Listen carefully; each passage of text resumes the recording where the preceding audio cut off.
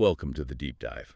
Whenever we get a chance to look at the raw data from chess.com servers, we're usually hunting for a very specific type of game. Right, we aren't really looking for those quiet, hyper-theoretical Berlin draws. Yeah, exactly. The ones where the engine evaluation just flat lines at 0.0 for like 40 moves. Oh yeah, nobody wants to analyze those. No, we want chaos. Yeah.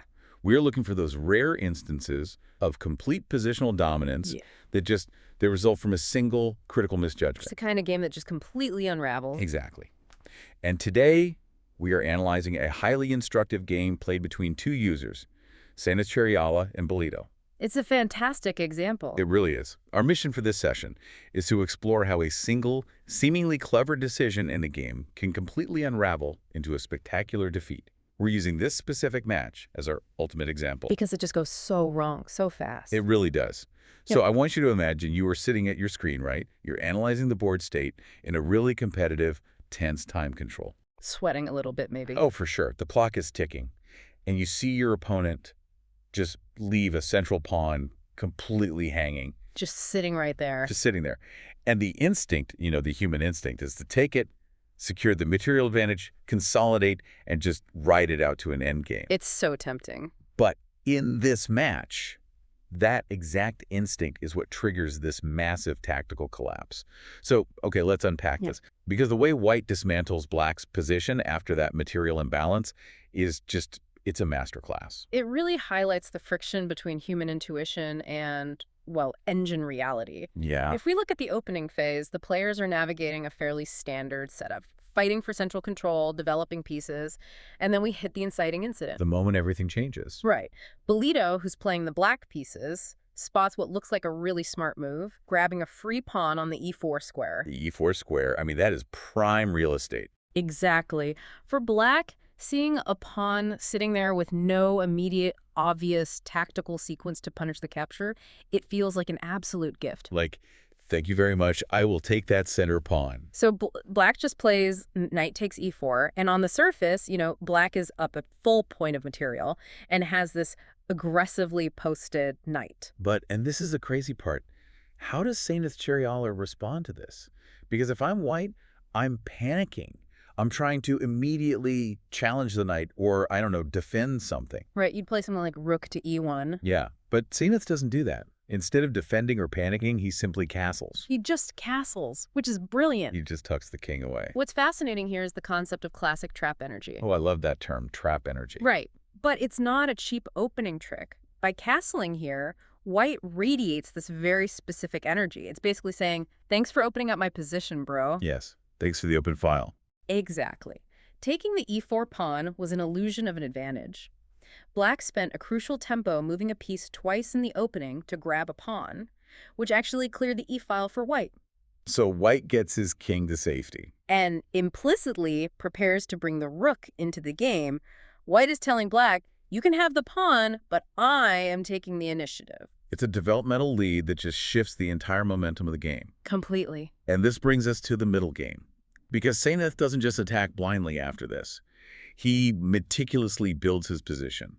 He is absolutely cooking at this stage. He really is. He understands that the key here is spatial dominance. Let's talk about the geometry of this attack, because the piece placement is just terrifying. It's so methodical. Sainath lines up both of his rooks on the third rank.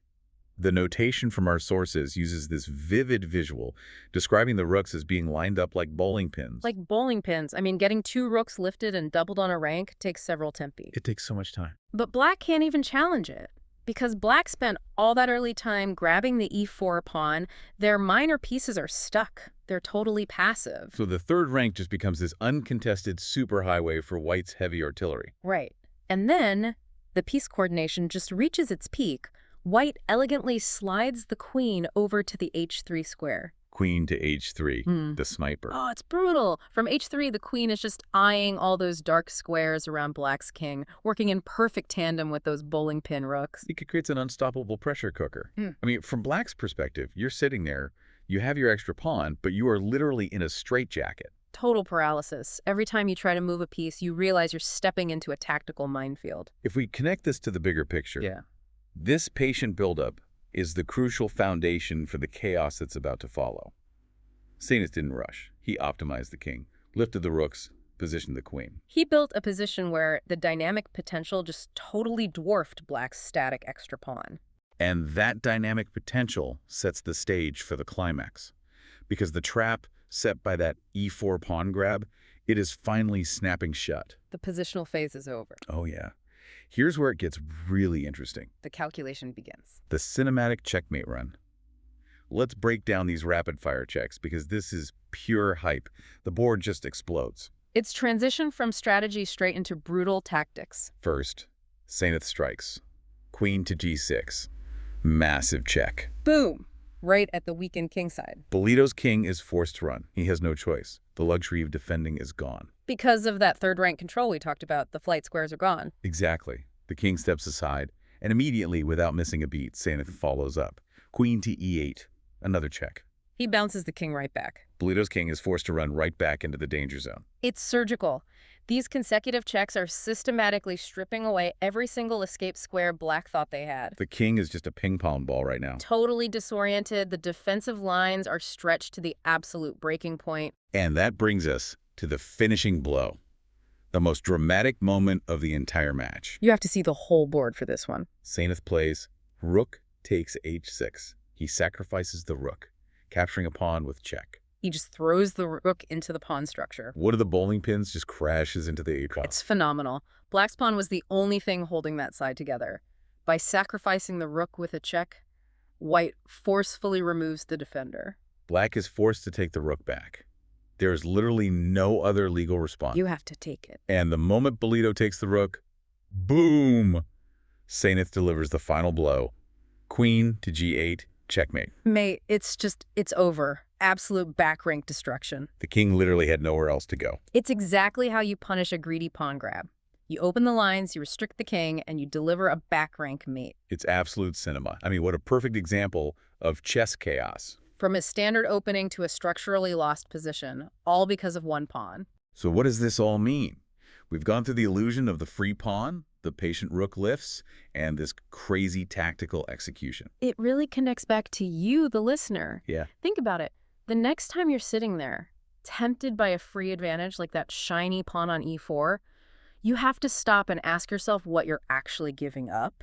What hidden lines of attack are you opening up for your opponent? Exactly. Are you just giving them the tempo they need to build a superhighway on the third rank? Because taking a piece takes time, and time is everything. It is, and this raises an important question. What's that? If a single pawn grab on e4 can mathematically dictate a catastrophic back-rank checkmate 20 moves later, how many seemingly minor free shortcuts in our own daily strategies are actually just setting up bowling pins for someone else to knock down? Oh, that is a thought to chew on. Right. A brilliant game and a huge lesson. Don't grab the bait unless you know exactly